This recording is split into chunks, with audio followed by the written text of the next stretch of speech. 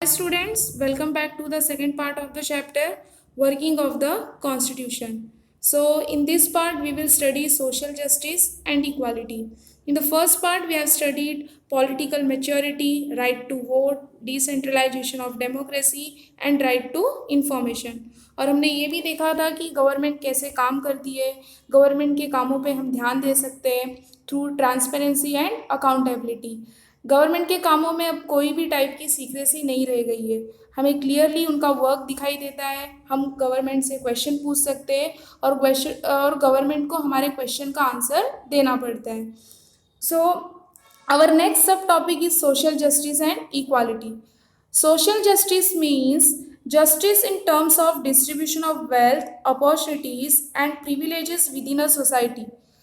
हम सभी को पता है कि सोसाइटी में बहुत से तरीके के लोग होते हैं, जैसे अलग कास्ट के लोग, अलग रिलीजन के लोग, अलग लैंग्वेजेस के लोग। तो जब तक सभी लोगों को सही मायने में इक्वली जो है वेल्थ, अपॉर्चुनिटीज़ और प्रिविलेजेस डिस्ट्रीब्यूट नहीं होंगे तब तक उसे सोशल जस्टिस नहीं किया जाएगा। अगर किसी चीज़ को लेके भेदभाव हो रहा है, जैसे अगर हायर कास्ट के लोग हैं वो ग्रुप को अपॉर्चुनिटीज़ दी जा रही है, एजुकेशन की हो या फिर जॉब की हो, और जो लोअर कास्ट के लोग हैं, वुमेन हैं, उनको अगर इग्नोर किया जा रहा है तो उसे सोशल जस्टिस नहीं कहेंगे। Next, equality. Equality means before law, मतलब कानून के सामने जो है सब इक्वल है, जितने भी सोसाइटी में, कंट्री में इंडिविजुअल है सब इक्वल है। तो हम पीपल को भी सबको इक्वली जो है ट्रीट करना चाहिए, उसे क्या कहा जाएगा? इक्वालिटी।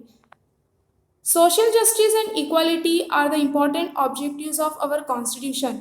हमारा जो इंडियन कॉन्स्टिट्यूशन है उसमें बहुत सारे गोल्स, प्रोविजंस और रूल्स दिए गए, तो उसमें से इम्पॉर्टेंट ऑब्जेक्टिव्स क्या है? Social justice and equality.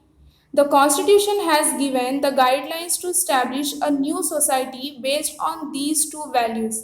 हमारे कॉन्स्टिट्यूशन ने गाइडलाइंस प्रोवाइड किया है, ये कहा है कि सोसाइटी को जो है रीस्ट्रक्चर करने की ज़रूरत है, और न्यूली बेस्ड सोसाइटी किस वैल्यूज़ पे होना चाहिए? Social justice and equality. ये दो वैल्यूज़ पे जो है न्यू सोसाइटी स्टैब्लिश होना चाहिए। ऐसा किसने कहा है?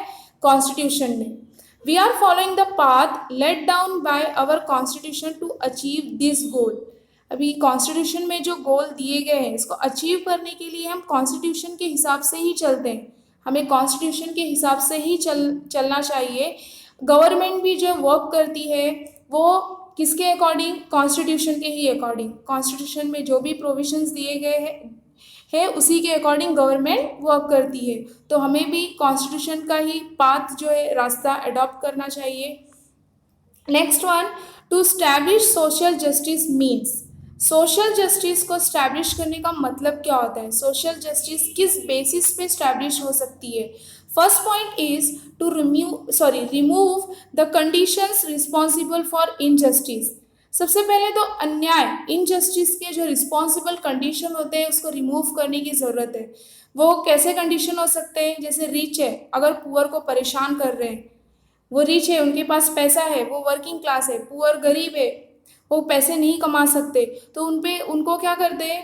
उन पे अत्याचार करते हैं, उनको टॉर्चर करते हैं। तो ये कंडीशन को रिमूव करने की ज़रूरत है, तब जाके जो है सोशल जस्टिस स्टैब्लिश हो पाएगी सही मायने में। Next point is insist on giving equal status to all. किसके तरफ इंसिस्ट करना चाहिए?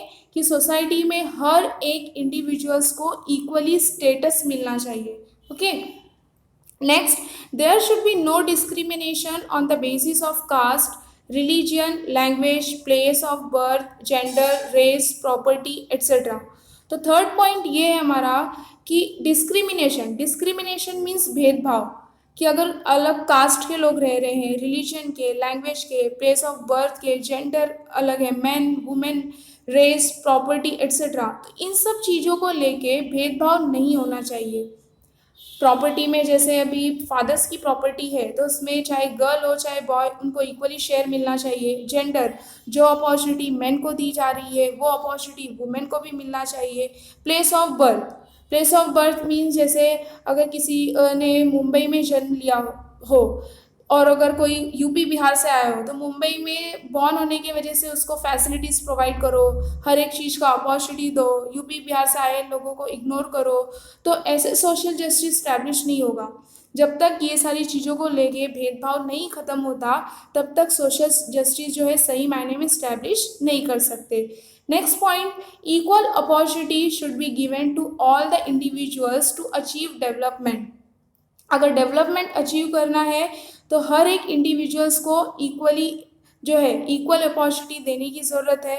अगर इंडिविजुअल्स को इक्वल अपॉर्चुनिटी दी जाएगी तो वो डेवलपमेंट अचीव करेंगे। अगर वो डेवलप होंगे तो धीरे धीरे सोसाइटी डेवलप होगी और इस तरह से हमारी कंट्री भी डेवलप करेगी।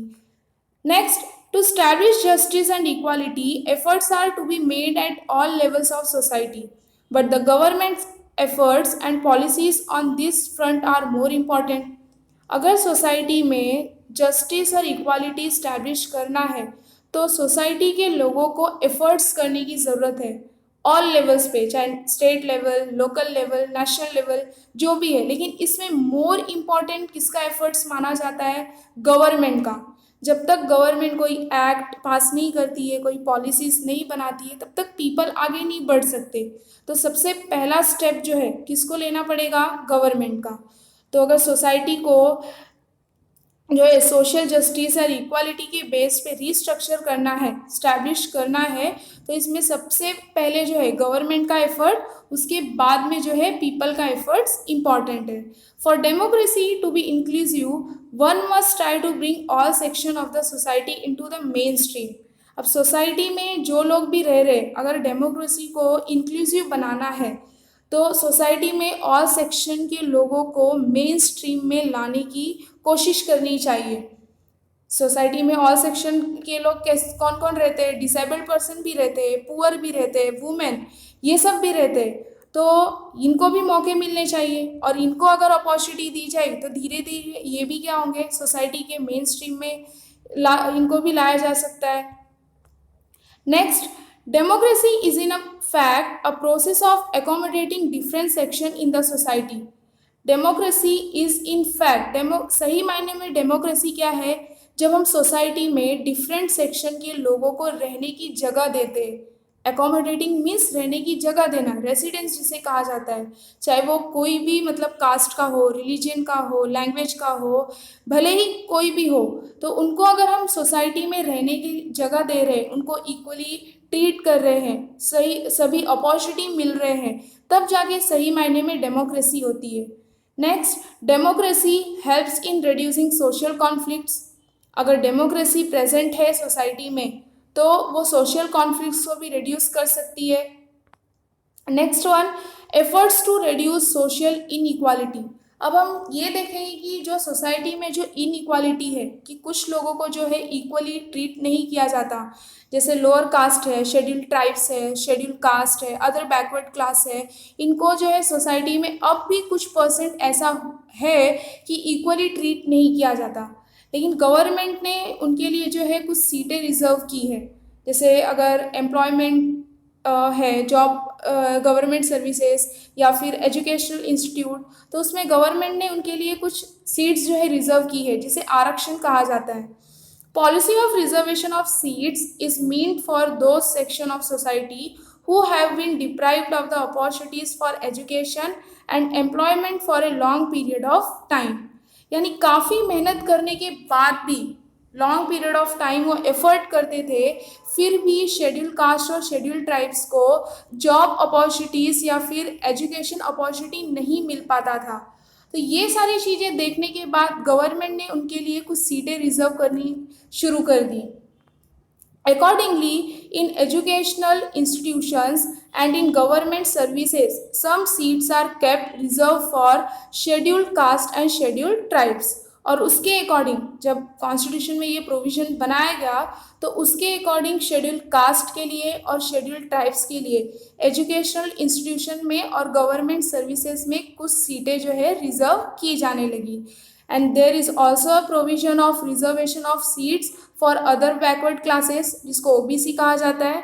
तो सिमिलैरिटी, द सिमिलर ये है सेम, जैसे रिजर्वेशन सीट जो है शेड्यूल कास्ट और शेड्यूल ट्राइब के लिए रिजर्व की जाने लगी, तो सेम उसी तरह अदर बैकवर्ड क्लासेस के लिए भी। Next, the scheduled caste and tribes prevention of atrocities act. बाद में गवर्नमेंट ने आगे चलकर जो है एक और एक्ट पास किया, जो शेड्यूल कास्ट को परेशान किया जाता था, उन पे अत्याचार होते थे, तो इसको प्रोहिबिट करने के लिए, रिमूव करने के लिए, ताकि जो है शेड्यूल कास्ट और ट्राइब्स के लोग इससे बच सके, जो उन पे अत्याचार होता था वो ना हो सके, तो गवर्नमेंट ने एक एक्ट पास किया। कौन सा act? Prevention of atrocities act. Atrocities means अत्याचार। This is an important act for establishing social justice and equality. ये अगर सोसाइटी को सोशल जस्टिस और इक्वालिटी के बेस्ड पे स्टैब्लिश करना है, तो ये एक इम्पॉर्टेंट एक्ट है जो गवर्नमेंट ने पास किया है।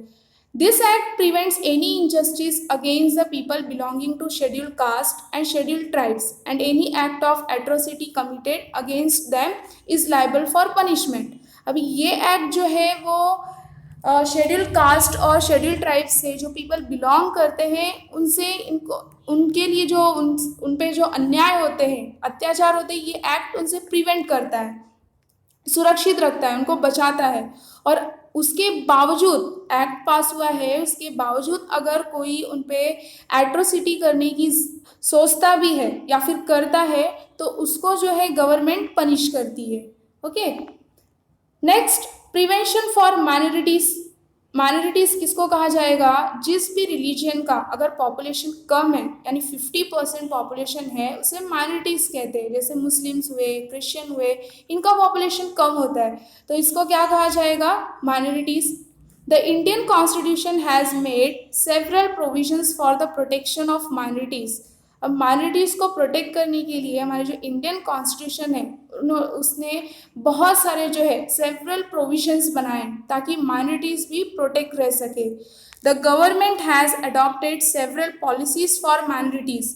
गवर्नमेंट ने बहुत सारे जो है माइनॉरिटीज़ के लिए पॉलिसीज़ भी बनाए हैं to provide them the opportunities for education and employment, ताकि उन्हें भी जो है एजुकेशन के मौके और एम्प्लॉयमेंट के मौके प्रोवाइड हो सके। The Indian constitution prohibits discrimination on the basis of caste, religion, race, language and region. Indian constitution ने जो ये भेदभाव होते थे इस बेसिस पे, कास्ट के बेसिस पे, रिलीजन के बेसिस पे, रेस, लैंग्वेज और रीजन, तो हमारे इंडियन कॉन्स्टिट्यूशन ने इसको क्या कर दिया? प्रोहिबिट्स, रिमूव कर दिया। अब कोई भी जो है भेदभाव नहीं कर सकता। And this is a comprehensive provision for minorities. जो हमारे इंडियन कॉन्स्टिट्यूशन ने ये प्रोहिबिट्स किया, तो इसमें जो है माइनॉरिटीज़ को भी जो है फ़ायदा मिल गया, उनके लिए भी प्रोविजंस हुए विच फंडामेंटली प्रोटेक्ट्स देयर राइट। उनके भी जो है राइट्स प्रोटेक्ट किए जाने लगे इसके थ्रू, जैसे कि राइट टू इक्वालिटी, माइनॉरिटीज़ को भी इक्वल ट्रीट किया जाने लगा। फ्रीडम, उनको भी फ्रीडम है, वो अपना एसोसिएशन या फिर इंस्टीट्यूशन फॉर्म कर सकते हैं। राइट अगेंस्ट एक्सप्लॉयटेशन, अगर उनको कोई टॉर्चर करने की कोशिश कर रहा है तो वो इसके खिलाफ भी जा सकते हैं। Cultural and educational rights, cultural और एजुकेशनल राइट्स भी उनको दिए गए। Next one, laws relating to women. अब जैसे हमने देखा कि सोसाइटी के ऑल सेक्शन में वुमेन भी आते हैं, लेकिन उनको इग्नोर किया जाता है, उनको अपॉर्चुनिटीज नहीं मिलती है जितना कि मेन को। तो हम फर्स्ट पॉइंट देखेंगे, in the post independence period efforts were made for empowering women. Independence मिलने के बाद एफर्ट्स किए गए ताकि वुमेन को भी पावर मिल सके, उनके हाथ में भी कुछ पावर हो। Taking into consideration the problems of women, several policies have been adopted at national and international level to remove illiteracy among women and to make available opportunities for their development. India आज़ाद होने के बाद efforts किए गए, हमारे country ने effort किया कि वुमेन के हाथ में भी कुछ पावर होनी चाहिए, क्योंकि उनको बहुत सारे प्रॉब्लम्स पहले जो है फेस करने पड़ते थे। तो हमारे गवर्नमेंट ने, इंडियन कॉन्स्टिट्यूशन ने सेवरल पॉलिसीज़ जो है अडॉप्ट किए, किस लेवल पे? नेशनल और इंटरनेशनल लेवल पे, ताकि जो वुमेन के बीच में जो इलिटरेसी थी, पहले कैसे वुमेन को जो है एजुकेशन का राइट नहीं था, वो अनपढ़ रहती थी, तो इसको सबसे पहले जो है गवर्नमेंट ने रिमूव किया। और उनको भी डेवलप होने का जो है मौका दिया। Next, many laws were passed to empower them. अब वुमेन के हाथ में भी पावर होनी चाहिए, तो गवर्नमेंट ने कुछ जो है लॉज पास किए।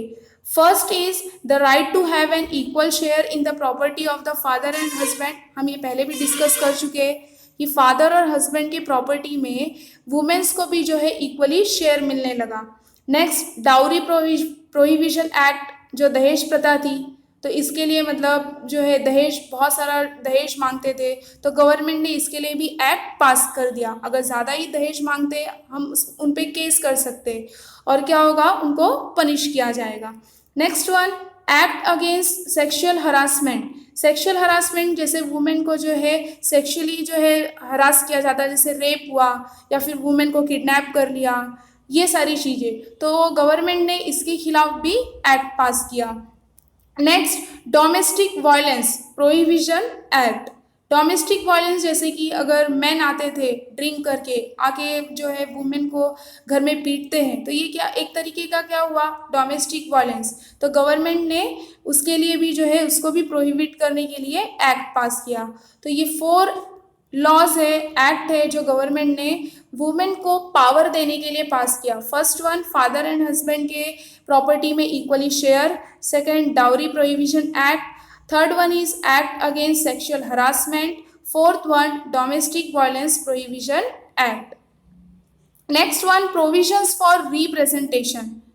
अभी धीरे धीरे जो है जब वुमेन के हाथ में पावर आने लगा तो उनका रिप्रेजेंटेशन भी इंक्रीज हुआ। रिप्रेजेंटेशन जैसे पंचायत हुआ या फिर म्युनिसिपल कॉरपोरेशन है, उसमें भी वुमेन बराबर इक्वली जो है पार्टिसिपेट करने लगी। उसको क्या कहा जाएगा, रिप्रेजेंटेशन।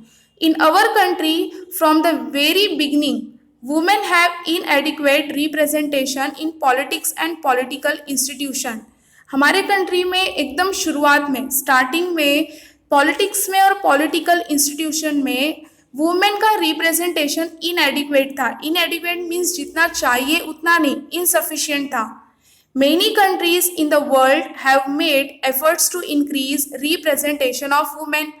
जब वर्ल्ड में कंट्रियों ने ये देखा कि वुमेन का रिप्रेजेंटेशन तो मैन के अकॉर्डिंग जो है, मैन से अगर कंपेयर किया जाए तो बहुत ही कम है, तो वर्ल्ड के कंट्रीज ने ये एफर्ट किया कि वुमेन का रिप्रेजेंटेशन भी पॉलिटिक्स और पॉलिटिकल इंस्टीट्यूशन में इंक्रीज होना चाहिए। From this perspective changes are taking place in India as well. जब इंडिया, हमारी कंट्री ने भी ये देखा कि वर्ल्ड के बहुत सारे कंट्रीज ये एफर्ट कर रहे हैं कि वुमेन का रिप्रेजेंटेशन बढ़ना चाहिए, तो इंडिया ने भी यही चेंजेस लाए। The 73rd and 74th amendment reserve 33% of seats for women in local self-governing institution। और तब जाके जो हमारा कॉन्स्टिट्यूशन है उसमें कुछ चेंजेस हुए, कॉन्स्टिट्यूशन के प्रोविजन में चेंजेस हुए। जो 73rd और 74th अमेंडमेंट हुआ, चेंजेस हुआ, तो उसमें लोकल सेल्फ गवर्निंग इंस्टीट्यूशन में 33% जो है सीट्स रिजर्व हुई, किसके लिए, वुमेन के लिए। पर ऐसा कहा गया लोकल सेल्फ गवर्निंग यानी पंचायत में या फिर म्युनिसिपल कॉर्पोरेशन, म्युनिसिपैलिटी में 33%। अगर कंट्री के हिसाब से देखा जाए तो 33%, पर अगर स्टेट वाइज देखा जाए तो बहुत सारे स्टेट ऐसे हैं जिन्होंने जो है वुमेन के रिप्रेजेंटेशन का परसेंटेज इंक्रीज किया। कितना, 50%। This percent has been raised to 50% in several states including Maharashtra. तो वो स्टेट में हमारा महाराष्ट्र भी इंक्लूडेड है, जिन्होंने कितने परसेंट सीट जो है रिजर्व किए हैं वुमेन के लिए, 50%। A national commission for women has been established। Women के लिए यहाँ तक कि नेशनल कमीशन भी इस्टेब्लिश किया गया। Similar commission also exist at the state level. जैसे नेशनल कमीशन मीन्स कंट्री के लिए, वैसे ही सिमिलर कमीशन स्टेट लेवल पे भी एग्जिस्ट है। किसके लिए, वुमेन के लिए। The act for the protection of women against domestic violence is an important step in the direction of democracy. अभी जो ये एक्ट पास हुआ किसके खिलाफ, डोमेस्टिक वायलेंस, तो ये एक इम्पॉर्टेंट स्टेप है direction of democracy. This act underlined the need to protect the dignity and self-esteem of women। ये जो एक्ट पास हुआ तो इसके वजह से जो है वुमेन का जो सेल्फ एस्टीम है यानी उनका सेल्फ रेस्पेक्ट वो वापस आ सका, वो प्रोटेक्ट होने लगा, और उनकी पहचान, डिग्निटी मीन्स पहचान, डिग्निटी भी उनकी प्रोटेक्ट हुई और सोसाइटी में उनको भी इक्वल स्टेटस दिया जाने लगा। This act rejected traditional forms of domination and authoritarianism and expanded the scope of Indian democracy to make it inclusive in true sense. Way Indian democracy को अगर सही मायने में इंक्लूसिव बनाना है तो उसके लिए जो ट्रेडिशनल फॉर्म ऑफ डोमिनेशन, जो वुमेन पे अत्याचार होते थे, सती प्रथा एंड ऑल, अथॉरिटेरियनिज्म मीन्स जिसके पास पावर होता है, अथॉरिटी होती है, वो क्या करते हैं, अपने से लोअर क्लास के लोगों को परेशान करते। तो ये एक्ट के अकॉर्डिंग जो ये ट्रेडिशनल फॉर्म था, ये सबको क्या किया गया, रिजेक्ट किया गया और इंडियन डेमोक्रेसी के स्कोप को बढ़ाया गया। नेक्स्ट वन, ये आप चार्ट देख सकते हैं, ये चार्ट आपको दिखाई दे रहा है, ये है चार्ट है representation of women in Lok Sabha. तो हम स्टार्टिंग में जो है देख सकते हैं 1951 टू 52 में number of women MPs means member of parliament, कितने वुमेन दिखाई दे रही है, 22, और उनका परसेंटेज कितना है, 4.50%। एंड लास्ट वन हम देखेंगे कि 2014 में वुमेन का परसेंटेज इंक्रीज हुआ है कितना, 12.15%, और नंबर ऑफ वुमेन एमपीज कितनी बढ़ी है, 66। मीन्स 1951 में और 22 थी और 2014 में इंक्रीज होकर कितनी हुई, 66।